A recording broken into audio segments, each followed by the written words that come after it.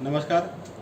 आज राजापूर तालुक्यातील बारसू परिसरात होऊ घातलेल्या हरित रिफायनरी प्रकल्पासंदर्भात बारसू आणि आजूबाजूच्या परिसरातील 11 गावातील सरपंच, उपसरपंच, संबंधित ग्रामपंचायतीचे सदस्य, जिल्हा परिषद सदस्य आणि पंचायत समिती सदस्य यांना प्रोजेक्ट काय आहे आणि त्याच्याबद्दल माहिती देण्यासाठी आणि त्याच्याबद्दल जे काही संभ्रम निर्माण झालेला आहे ते दूर करण्यासाठी जिल्हाधिकारी कार्यालयात बैठक आयोजित केली होती. त्याप्रमाणे संबंधित गावचे पदाधिकारी या बैठकीला उपस्थित राहिले होते. त्या पदाधिकाऱ्यांना होऊ घातलेल्या रिफायनरी संदर्भात आम्ही डिटेल माहिती सांगितलेली आहे. आणि आता जे प्रोजेक्टचं काम आहे ते पहिल्यांदा आपण सॉईल टेस्टिंग आणि ड्रोन सर्वे करतोय. ही प्री फिजिबिलिटी आहे. सॉईल टेस्टिंग आणि ड्रोन सर्वे झाल्यानंतर प्री फिजिबिलिटी झाली तर पुढं भूसंपादनाने प्रोजेक्ट उभारण्याची कारवाई सुरू होणार आहे. त्यामुळे प्री फिजिबिलिटीसाठी सर्वांनी सहकार्य करावं अशी आम्ही त्यांना विनंती केली आणि त्याप्रमाणे सर्वांनी सहकार्य करायचं त्यांनी मान्य केलं. त्याबद्दल MIDC आणि शासनाच्या वतीने त्यांचे आभार मानलेले आहेत.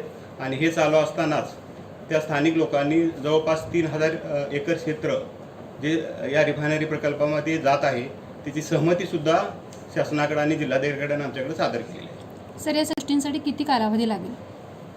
हा फिजिबिलिटी स्टडी आहे तो रिफायनरीच्या करून केला जाणार आहे. तो स्टडी झाल्यानंतर पुढचा प्रकल्प घ्यायचा का नाही ते ठरवलं जाईल. परंतु फिजिबिलिटीला आता साधारणतः एक महिनाभर वगैरे टेस्टिंगसाठी वगैरे लागेल, सॉईल टेस्टिंग आणि ड्रोन सर्वे. किती क्षेत्रामध्ये हे सगळं जे तपासण्या होणार ते किती क्षेत्रातल्या होणार?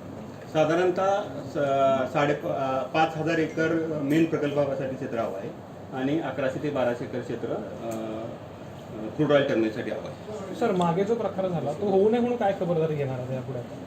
आम्ही सर्व ग्रामस्थांना जे मनात संभ्रमावस्था निर्माण झाली होती ती संभ्रमावस्था दूर करणार आहोत आणि दूर करून ह्या प्रकल्पाचं काम आम्ही पुढं टेस्टिंगचं कामही करणार. NGOच्या नावाखाली काही लोक येऊन तिथे जे काही कृत्य करतात त्या संदर्भात आपण काही सूचना दिल्यात का? आम्ही लोकांना प्रकल्प काय आहे ते प्रोजेक्ट सांगितलेला आहे आणि त्यामुळे लोकांना ते समजलेलं आहे.